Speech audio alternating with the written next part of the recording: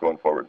But I want to talk just about a few of the lessons that I took from football that I've applied to life and to business as I've gone forward. The first and most obvious is leadership.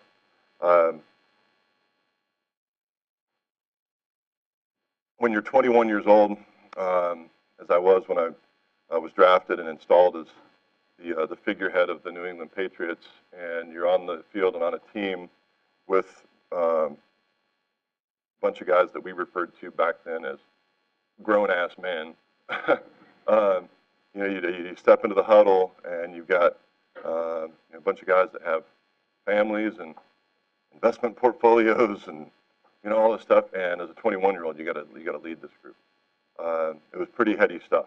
And you look around at these guys that you've been watching on TV, and all of a sudden you're installed into a leadership position. But I think we all know that leadership is not something that can just be bestowed by position. It's something that has to be earned and has to be earned over time. For me, when I was young, really the only acceptable way for me to be a leader for that group was to lead by example initially. I had to be the first guy there, last guy to leave. And as I matured and as I gained some credibility, then it became time to actually lead vocally. Leadership's interesting. Football, I think, I still haven't had anybody challenge me on this. I think professional football is probably the most diverse group of people that have to work together toward a common goal that I can think of.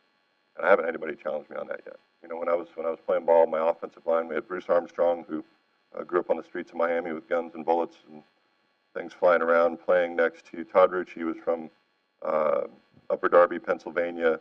Dave Wollabaugh, who was from Ohio. Max Lane was from Norburn, Missouri. I grew up in Waterville for 5 or 6 years, and Norburn was smaller than Waterville.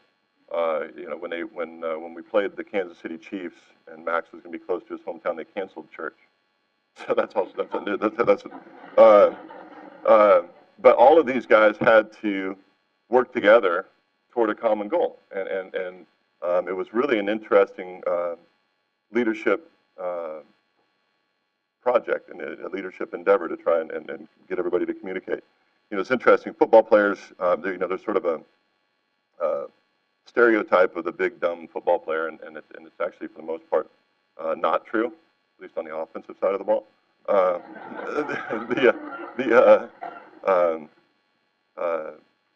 Most of the guys actually really quite intelligent, but not all of them. Had a receiver, Vincent Brisby. We were drafted the same year, and Briz was, I think he knew where his money was and was kind of smart about some of that stuff, but really the English language was a bit of a mystery.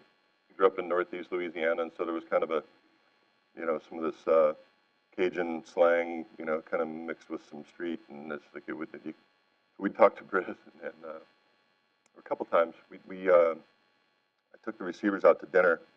We were in downtown Boston. We were at Morton's, downtown Boston, and sitting there, and I've got Brisby and Sean Jefferson and Troy Brown, and we're having dinner, and so the waitress comes out, talking about their menu, and she's telling us about this beautiful filet mignon they have tonight. So she goes to Sean Jefferson. Jefferson goes, "Yeah, I'm going to have that filet mignon, medium rare of mine." Troy Brown, "Yeah, I'll do that filet mignon. That sounds great." Mr. Brisby said, "Mr. Brisby, would you like the filet mignon as well?" He goes, "Oh, no, I don't like fish." And he comes back around. Thank you very much. She comes back around at the end of dinner, same dinner, and she comes back out and she's introducing the desserts, and she goes, "Yeah, it's all good, but tonight this apple pie a la mode we have is really special. It's fresh. I tried it earlier, and same deal." Jefferson, "Yeah, I did apple pie a la mode." Troy Brown, "Same apple pie a la mode." Great. She gets to Brisby. "Brisby, apple pie a la mode." Yeah, I'll have that apple pie a la mode. Put some ice cream on mine." The there was a there was a running back that played for us. It was actually on he was on our second Super Bowl team, and we were in the training room one day. It was me and Willie McGinnis, and we were sitting in the training room getting some ice on whatever was hurting. And this was around the time of the first George Bush Al Gore election with the hanging chads and all of that craziness. And obviously, it was a big topic of conversation in the locker room and training room, like it was every place else. And so we're sitting in there, and the conversation is, Al Gore this and W that, and Al Gore this and W that. And JR is just kind of listening to the conversation, and then he asks our assistant trainer, he says, "Hey, so why do they call him W?" And Brummels, our trainer, said, he goes, "Well, his dad was George Herbert Walker Bush, and he's just George Walker Bush. So he's not George Jr., and so they just call him by his middle initials so they can differentiate him from his dad." And JR thinks about this for a second, and he goes, "Well, why do they need to do that? Was his dad in politics?"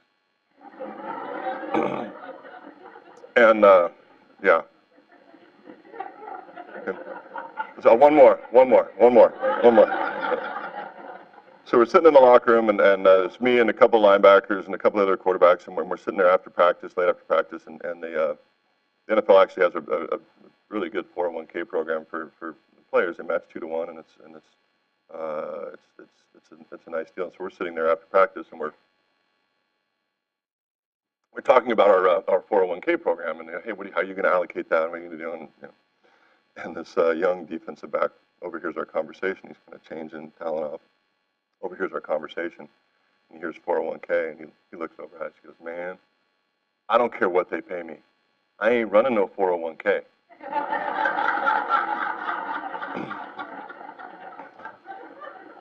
So most guys were really smart, but not all of them, which made it a really interesting leadership endeavor. And one of the things that that became apparent to me was that being a leader, you can't lead everybody the same way.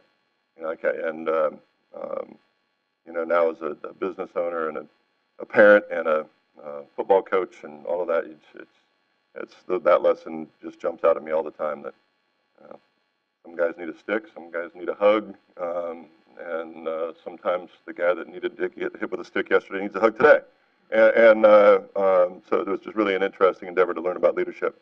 One of the things that's been really apparent to me, and I've had a chance. One of the great gifts that I've had in my life because of football is I've had a chance to spend time with some really interesting and accomplished people. And one of the things that has been so striking to me with some of the most successful people that I've ever been around is that they're passionate learners. Some of these people that you would imagine have arrived and are so successful that they should be leading the class are the guys that ask the most questions when I'm around them. Robert Kraft, that owns the New England Patriots, has built the most successful sports franchise in America. Sorry, Seahawks fans, but they really are. And when I'm around him, he asks me questions. He wants to know about our wine business, and it's the magnitude of our wine business. You got to move the decimal a few spots to get to anything that would be a relevant number to him. But he asks me questions about what we're doing and wants to know what's going on. I had a really cool opportunity this last year to sit in a small room with 11 of us, and General Mattis, who's now our Secretary of Defense, just sat in a small room with us. And this guy's, if you don't know General Mattis, look him up. He was confirmed as the Secretary of Defense 98-1 by the Senate. So think about our Senate agreeing on anything. And with this guy, and you look him up and you understand why. He's just an amazing person, a great military leader. And we sat in this room, and a bunch of really successful guys sitting around the table. They're used to being the center of attention, and all of us just sat quietly and listened for as long as he would talk. But this guy, who's now the director of all of our military, talk for a couple hours, and we could have heard a pin drop. And then he just stopped, and he just started going around the room asking us questions. He wanted to learn about what was going on in our world, and it was just so interesting to me to have this guy that's at the, you know, the highest level of power and really in the world, and all he wanted to do was hear about what was going on in our lives. So, you know, with as you guys, as you're leading your respective areas, just continue to be passionate learners. Second thing I want to talk about is culture. You know, in a football team, as in any organization, culture is probably the most important thing to determine whether or not you're going to be successful. And as I've been around lots of different organizations, it's striking to me that culture is not equitable. Meaning that if you want to have positive and effective culture, it takes everybody. You know, in a football environment, it takes, you know, including, you know, coaching and coaches and trainers and so on. It takes probably, you know, 90 to 100 people all pulling in the same direction to have positive culture. The reason it's not equitable is that one person can tear it down. And I watched that happen with different football organizations. You get one person that's not pulling the same direction, and it can affect the culture of the entire team. I've seen that happen in our business, and have had to make some changes. So you know, when you as you're leading your respective groups, you know, understand how important that culture is, and if there's somebody that's not pulling the same direction, you need to address it, and they need to change, or they actually need to go away. You know, all the great teams that I was on, the culture was very, very strong. And by the way, culture doesn't mean we all get along. It doesn't mean we don't disagree. It means that we can respectfully disagree. And then once we come to a conclusion, then we pull that direction. Whether I agreed with that direction, but once we had the discourse and we made that decision, then we all pull that direction. You don't all have to sing from the same hymnal all the time, but there are some things that in terms of culture that are universally important. You know, there's got to be accountability. You got to do your job. You know, you look at the Patriots, and their mantra is just do your job. But that actually came from a meeting with we had one of the Navy SEAL teams come visit us when I was way back when Belichick had taken over the team, and these guys that are the tip of the spear defending our country.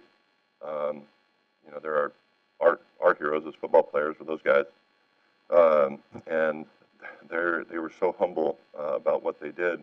They said, "Yeah, we don't think we're heroes. We're just doing our job." And so Belichick piloted that, and that's just the mantra there. There has to be accountability. There's got to be mutual respect, and then there's got to be trust. You know, one of the things that I have learned that's really been striking is that empowering our team at our respective businesses, that empowerment can't come just from financial reward. If you don't have people that are emotionally bought into your mission, it kind of doesn't matter what you pay them. It's just that, you know, so you have to create that culture where they, first of all, they feel valuable, and so that they can go forward, because the pure financial reward is very short term and not ultimately effective. The other thing I've learned in terms of culture and creating good culture is that the good ideas don't always, and I would say maybe even less than half the time, the best ideas don't come from the top down. A lot of times they come from the bottom up.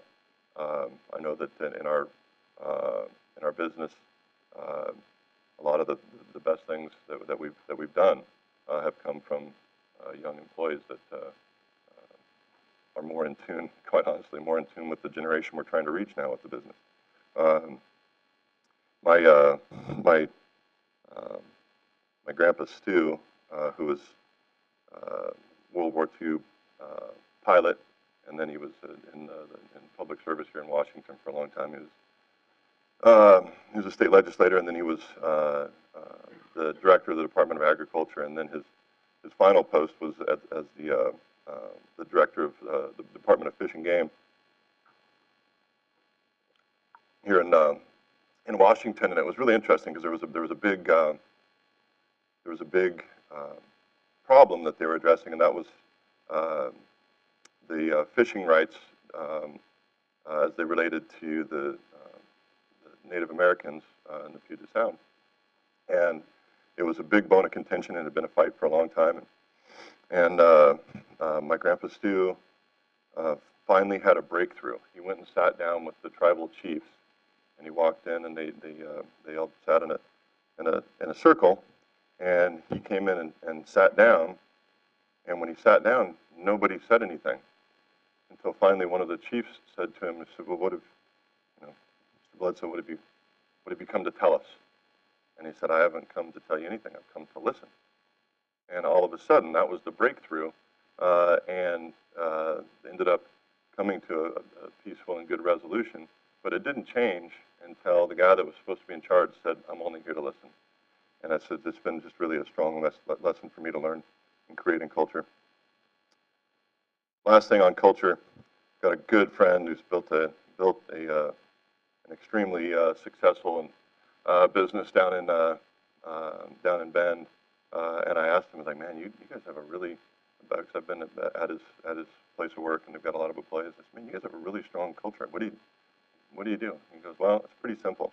I just tell them we do the right thing, and we do the right thing day after day, week after week, and year after year. And if we make that our mantra, where we just always do the right thing," I'm like, "Man, that's really simple." He goes, "Yeah, I know it's really simple, but it actually works." And we encourage our people. And he goes, "It doesn't mean we're always right, but it means every day that we're striving to do right." So the last thing I want to hit on, and then I'm going to turn it over to some questions, because that's the fun part for me, is passion. I really don't believe that anything truly worthwhile has ever been created without passion.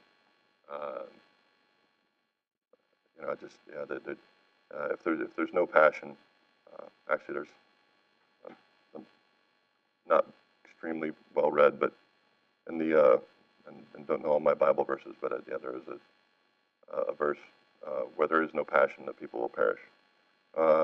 Football, the passion is obvious. If you're going to go out there and you're going to put your body in harm's way, if you're out there and you're not passionate about what you're doing, you're probably going to get hurt, and you're probably not going to be very successful. At our winery, we're passionate about what we do, and our whole team is passionate about what we do, and we love it. Let's be honest, we like wine. How hard is it to be passionate about that, right? As Michelle indicated earlier, the new business that I'm involved in with Daniel, this B bottle company, the new bottle that Daniel's created and that the team is developing. It's really, really cool. It's the first real innovation in double insulated bottles, really, since the thermos, and it's truly innovative. But that's not where the passion is. The passion in that company is that we really want to create cultural change and eliminate this really super stupid problem with all these plastic water bottles. And I can say it's stupid because I'm the culprit.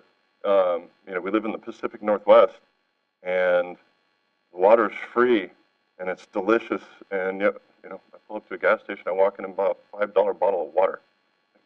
How dumb are we? But that's where the passion lies in that business. The passion is not, hey, we're going to make a bottle and sell it. The passion is we're going to make a cultural difference and fix a problem that we think is really, really pretty stupid. As long as I don't like to call the general public stupid, so if you're recording, please don't publish that. Did you? Damn it, Michelle. Well, you only have 7 followers, so I'm fine. And three of them are Daniel, right? And the last thing that I will say about passion, though, is this: I recognize and acknowledge that you can't wake up every day and be completely passionate about what you're about to do. Sometimes there are monotonous tasks that just have to get done. And what I've encouraged our winery team and what I try to do If I'm not going to be passionate about the task, I'm going to be passionate about the people, and passionate about what is going on in their lives. And so if I got to go up to the winery and I got to spend a day signing bottles, which is not hard work, but it's super monotonous. It's not great, but I'll spend the day just kind of talking to our team as they're helping find out what's going on in their lives, and it allows me to be engaged and passionate about what's going on. So if you go to work, you're not super passionate about your task that day, get passionate about the people you work with, and get truly interested in what's going on, and ask them what's going on so you can get passionate about that. So I'll leave you. I'm going to open it up open up the questions here in a second, but I'll leave you with a statement that I really think is true, and it's been true across my football experience,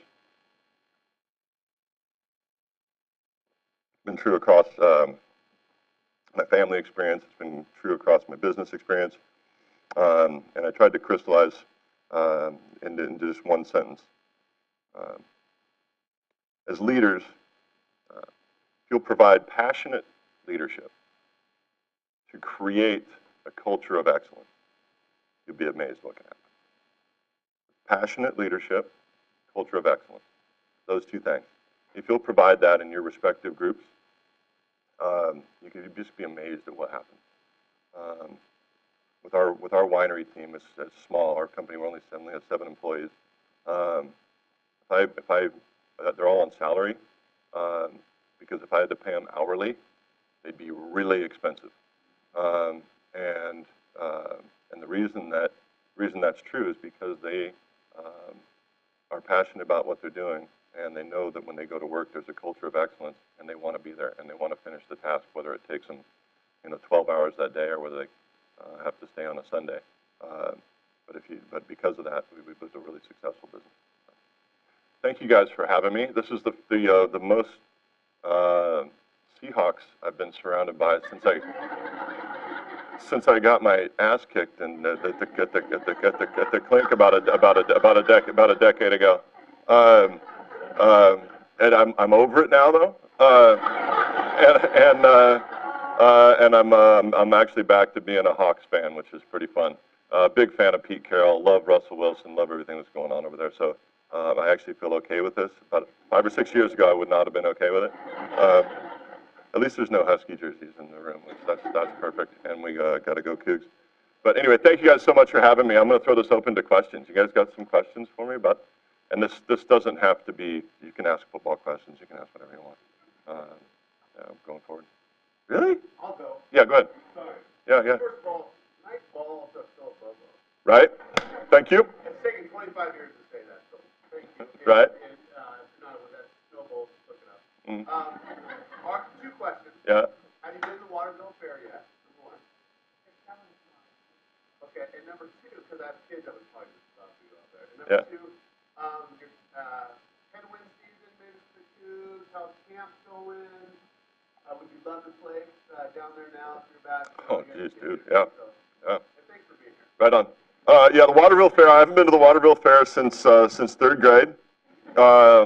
I'm still looking for the $10 that fell in my pocket. $10 when you're in 3rd grade in Waterville, man, that was a big deal, and I dropped it. I think Justin Osborne took it. But as far as the Cougs, yeah, they look good. They look really good. I was up there. I was at practice yesterday. My son's up there, and I'm playing ball for him. And so I got to watch them. They're flying around. They got a lot of seniors, really experienced group. They got a great quarterback, and I think their defense can be pretty strong too. So it should be fun. And as far as playing up there now, throwing the ball 70 times a game, hell yes, dude. We would throw it around quite a bit relative to everybody else when I was playing, but now they throw it all over the field all the time. That would be super fun. It'd be super fun. Yeah. Good.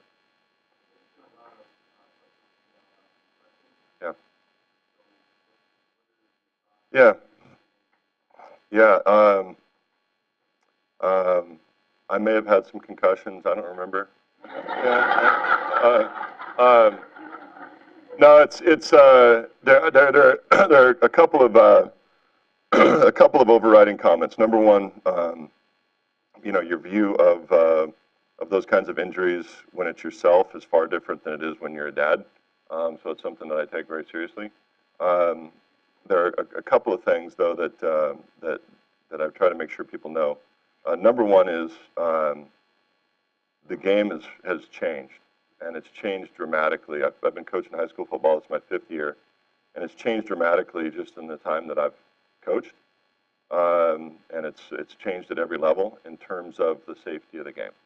And what's happened, the rules haven't changed. The rules are just being enforced. It's always been the rule that you're not supposed to lead with your head, but it's never been the practice.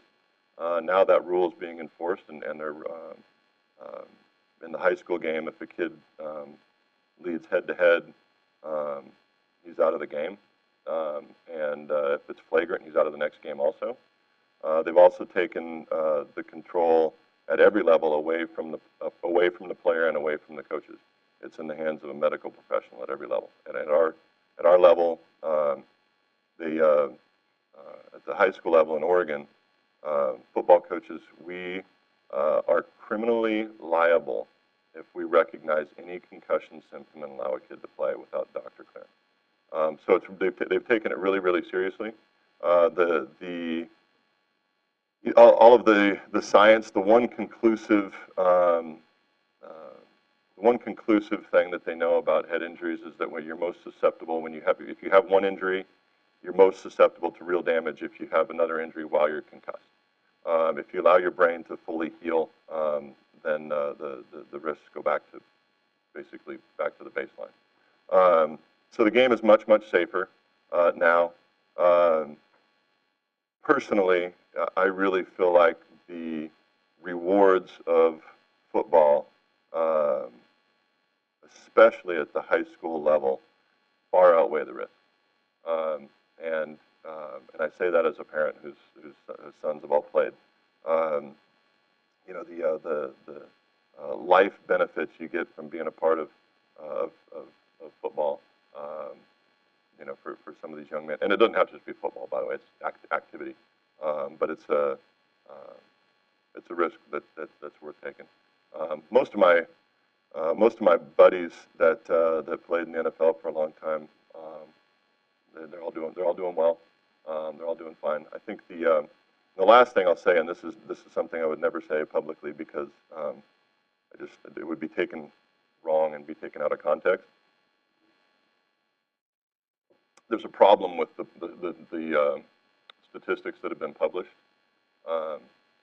We all learned when we were very young in school the scientific method, which is you have a control and then you have your variables.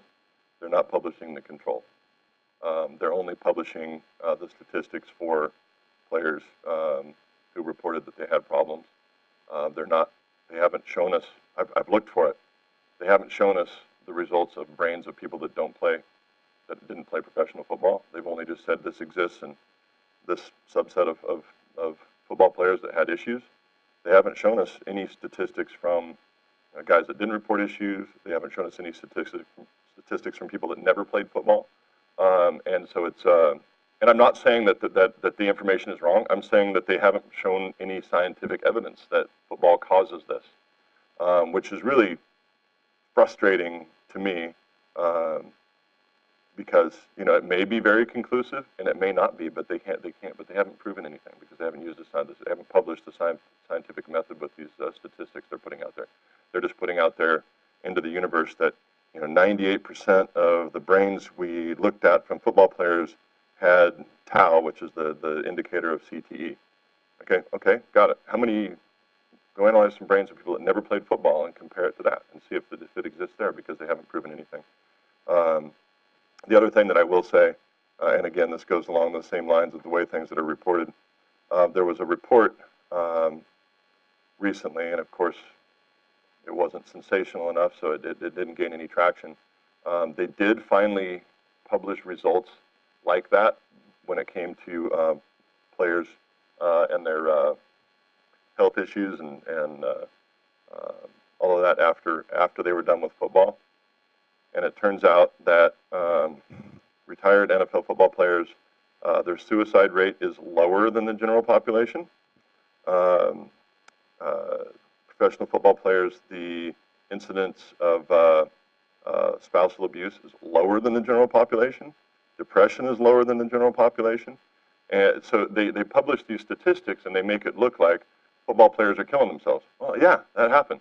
But, you know, so do firemen and so do lawyers and so do doctors. And they try to present a causality that doesn't exist when we're actually doing better. So I do get really, really frustrated. I'm sorry for being on my soapbox a little bit, but I get a little frustrated with the way that that some of this stuff is treated, and you see it in all kinds of different aspects of media. But football is a or just a small example of that, where we're kind of painted with a broad brush, and not only is it inaccurate for the whole group, we're actually in most cases doing better than the general population and stuff. So, anyway, there's my soapbox. Yeah, yeah, yeah, yeah.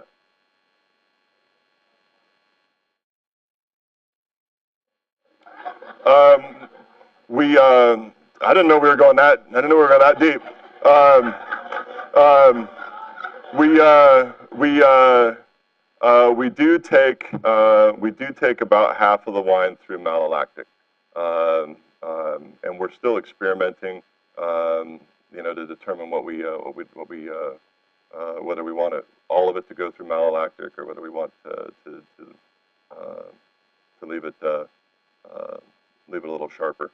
Uh, but I think that as long as we pick early, so we've got good natural acidity, we'll take it through malolactic because the acid will give it a backbone it can stand up to it. Oak, neutral oak, new oak, stainless steel, and concrete, all four, and then we blend it to come up with what we like the best. The concrete's really cool. Absolutely, man. We're building a new winery. It'll be open. We'll be moving in November, and we'll walk you through all of it. Yeah, yeah, yeah. Go ahead. Yeah, yeah.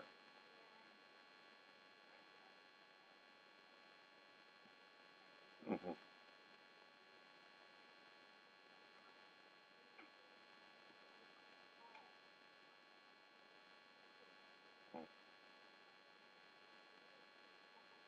Right. Yeah, yeah, yeah.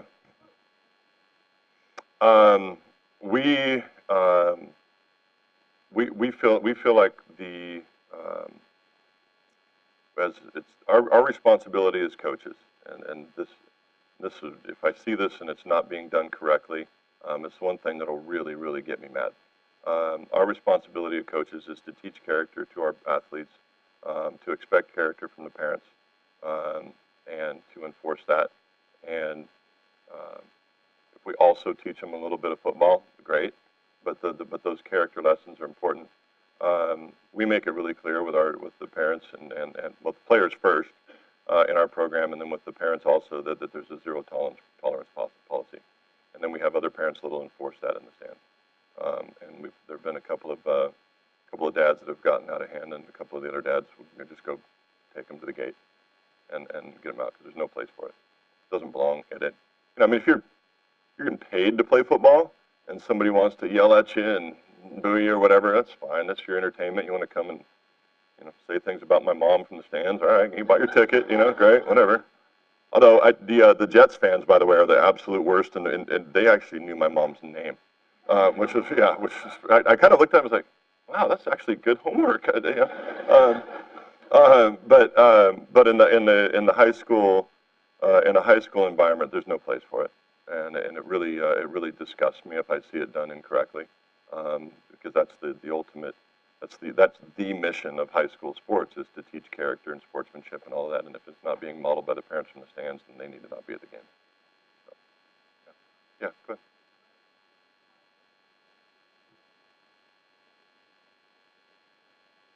Oh, to get to the pros when I was. Oh man. Well, yeah. I mean, it was my dream from the time I was the, the little tiny kid to do that. Um, and then I was blessed in so many ways. Probably probably the most important is that I had some people that really taught me well when I was coming up, when I was young, learned how to throw the ball properly, and then also had kind of just a natural gift for doing that. But I learned good mechanics when I was young. Had great teachers, great mentors, and then and I share this with our football guys now. I made sacrifices when I was young. I didn't party in high school, and I was lonely. There were nights where the parties were going on, and I didn't get to go because I'd made that decision, and the sacrifice ultimately was worth it. So that one was fun. And then Daniel and I just had a good conversation last night about. I also knew when it was time to be done with it, and football's not something at that level, really at any level. Football's not something you can go into at 95%. If you're not all the way in, you're going to fail. Probably going to get hurt. And I got to the point where I kind of had my eye on my next endeavors, and that's when I knew it was time to move on. And then when I made that move, I did know that if I didn't have something else to be passionate about, I was probably going to get in real trouble. And so I found some other passion. Yeah, go ahead. Philly's pretty bad, but I only had to play there like 3 or 4 times. Yeah. Mhm. Mhm. Mhm. Mhm. Mhm. Mhm. Yeah. Yeah. Good questions, both. So my three of my coaches, actually my 3 coaches that I had when I was in New England, will all be in the Pro Football Hall of Fame. So I had I was drafted by Bill Parcells, who's already in the Pro Football Hall of Fame. Pete Carroll will be in the Pro Football Hall of Fame, and then Belichick, obviously, they'll bring the Hall of Fame to him when he's done. Um, and the striking thing is that there are far more commonalities between the 3 than there are differences. The differences were stylistic. The substance was very, very similar between the 3 of them. Um, Belichick's style was just very, very matter of fact. It's just, hey, here's your job. You do that, we win. You don't do that, we'll find somebody else that will. Um, he actually has some good self-awareness that he's not a um, um, very charismatic person, and he's aware of that. And so when he was trying to do something to create emotion and passion, he would bring somebody else in, or he'd bring in a video, or he'd bring in something like that. Um, yeah, right, right. Parcells was the opposite. He was a great actor, and so he was always on stage when he was talking to the team or talking to the media. And then Pete, he Pete was misunderstood in New England. People he followed directly after Parcells, and they all kind of had him portrayed as this surfer boy from the West Coast. And I don't even surf, but I mean, but he was misunderstood back there. But love Pete, and really, really happy to see the success he had. And then when I left New England, so I played in New England. I was there for 8 years. I was the figurehead of the franchise, career leader in every stat you can come up with. Had us in the playoffs a bunch of times, all of those things. And had just signed a new contract, a new 10-year contract. And we had there were 2 other quarterbacks on the roster, Damon Heward from the University of Washington, and Tom Brady. And Brady was this guy that was just skinny little twerp from Michigan, and he was in his 2nd year, and going into the season, it was essentially a tie between Tommy and Damon as to who the backup was. And going into the 2nd game, they had just made the decision that for that game, Tommy was going to be the backup, and so I got hit. And almost died, and was in the hospital for 6 days. And Tommy came in as the young guy, and people don't realize his first year, we ended up winning and going to the Super Bowl, but it wasn't because he was great. It was because they managed around him and the team rallied around him, and then as he grew into the role, he's obviously gone on to become one of the all-time greats. But Yeah, nobody saw it coming. Nobody saw that train coming down the tracks. I knew Tommy was going to be around for a long time. He's just a great person. I figured he was going to be like a 10 or 12-year backup in the league, and turns out he had a different idea. But the thing I will say about Tommy is that you know, when I talk to him, the thing that's most impressive, he's become one of the biggest stars in the world, but he's kept his soul intact, and he's still the same guy that well, in most ways, in most important ways, the same guy that I met when he came out of college, which is pretty cool. He's been cool. My son who's at Wazoo is going in kind of like Tommy did when he went to Michigan. Tommy went in as number 7 on the depth chart at Michigan, and to battle his way through it, and that's where John's at right now.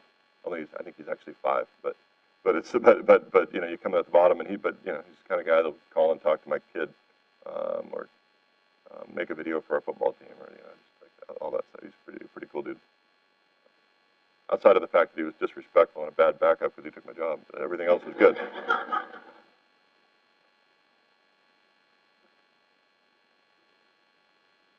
Yeah.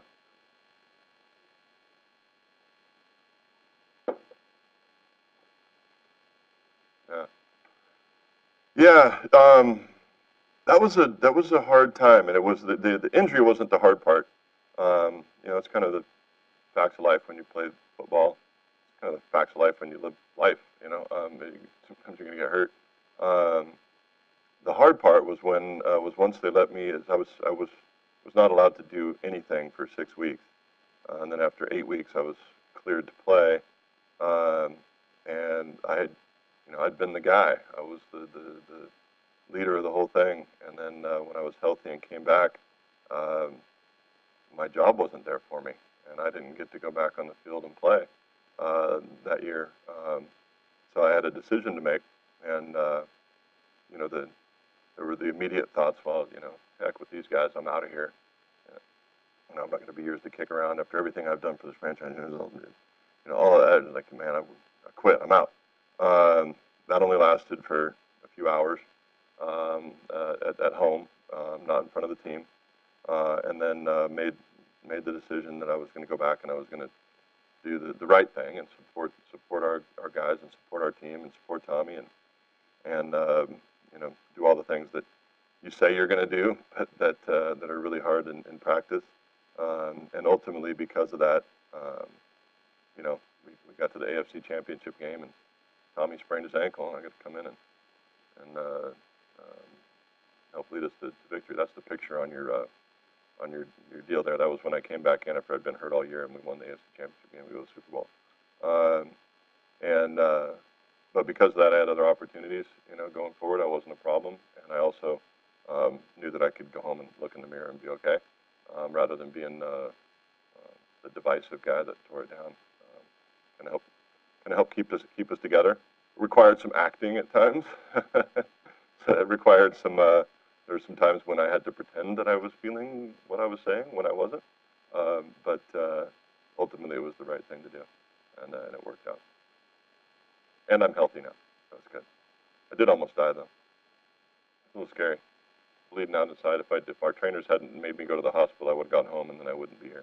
So they saved me. It's good. Anyway, you guys got any more? If not, I'm gonna wrap. Oh yeah, go ahead. Do I need taste testers? Yes. We're not hiring for that position, but if you would like to volunteer. If you'd like to volunteer, we welcome all volunteers to come down and help taste. And we also did have a couple of beautiful ladies that came and helped us during Crush last year, and they actually went old school, and we made them wash their feet. But they got up in the bins and were smashing grapes with their feet for us, which was, I think they were supposed to be virgins, and I'm not sure that was the case. But they did get up and smash some grapes with their feet. So yeah. We have all kinds of different flowers.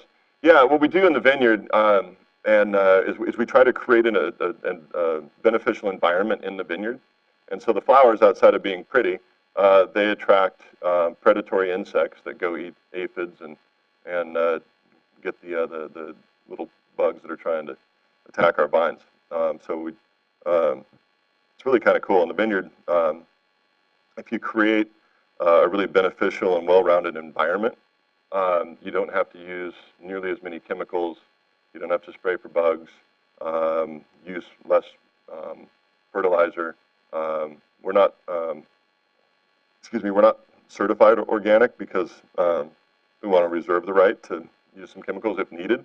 But we've discovered that by creating a beneficial environment, you just have a healthier vineyard. And the really cool part of that is by doing that, we can now quantify over a long period of time that we actually produce better fruit, which is super cool. And the flowers also look pretty when we have events, so it's good. The wine, okay, I'll be super brief. So we've been in the wine business for 10 years. Started in 2007, released our first wine for sale in 2010. We've grown kind of consistently since then. Doubleback is the main brand. Doubleback it's a wine that we're really, really proud of. It's our main focus to make that wine as great as we can make it. And we've been recognized twice as one of the top 100 wines in the world with Doubleback. And then recently we've started a sister winery to Doubleback, and the purpose behind that, it allows us to be even more selective about the fruit that goes into the Doubleback bottle, but it also allows us to have some brands that are more accessible to more people. Even at our house, we're not going to drink a $94 bottle of wine very often. But we have some other wines now that are at more accessible price points with our Bledsoe Family Winery. We also started a wine club with the Bledsoe Family Winery that we're going to, so you can sign up and we'll just ship wine to you once or twice a year. We're doing under that label, we're doing some Cabernet, Syrah, Rosé, and Chardonnay. And those are the 4 wines currently that are going out to the wine club. Daniel can tell you that the rosé is pretty popular. He was begging for more rosé, and I'm like, dude, I really, truly don't have any. It's all gone. But the wine club's going to be the best way to get to that. But it's really, really been a fun business. The wines, I think they're pretty good, and thankfully the critics and our customers agree with us, which is pretty fun. If you ever make the trip down to Walla Walla, make sure you reach out to our team. They're super easy to find. You can find them right through the website, and they'll make sure that you're really well taken care of down there and show you around.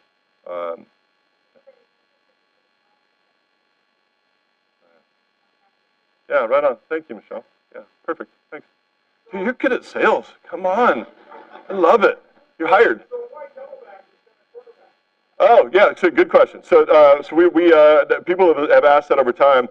Is that a football term? You're quarterback, halfback, fullback, doubleback. But that's really not the name. The name comes from really the story of my journey, where I grew up in Walla Walla, went off on this big odyssey and played football, and then doubled back and returned back home.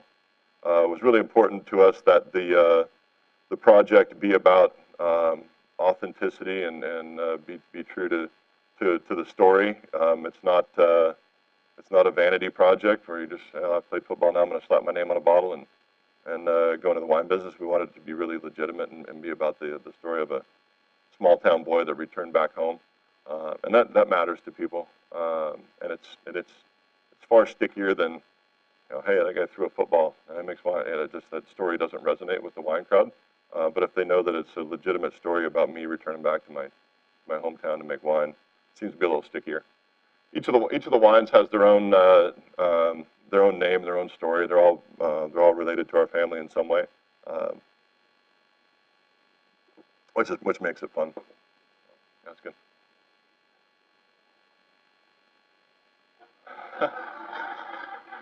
There's some. Yeah, right. I am a huge fan from multiple standpoints, and the biggest one is that vineyards of that scale allow the state to produce enough wine that we can start to spread the word about the quality that's coming out of here. We're really proud of what we do, but we're ultimately with Doubleback, we're 2,500 cases of wine. you can't really go attack the whole world with that.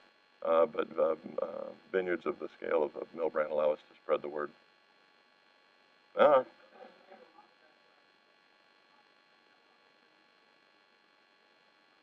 I have obviously far more well versed in Walla Walla, but you know, the state the state of Oregon has done a fantastic job of marketing their state, and I think we can follow their map. I think the people pursue Oregon wines in general, and I think that that Washington is doing a decent job of that. I think some people that are really ingrained in the industry really want to. Well, I just want to market Walla Walla. I just want to market Red Mountain. Or I just want to market Horse Heaven Hills, and I think that's really short-sighted. The general public outside of the super wine geeks, they don't need to know that. They don't want to know that. So we're big fans of the whole state. Really fun.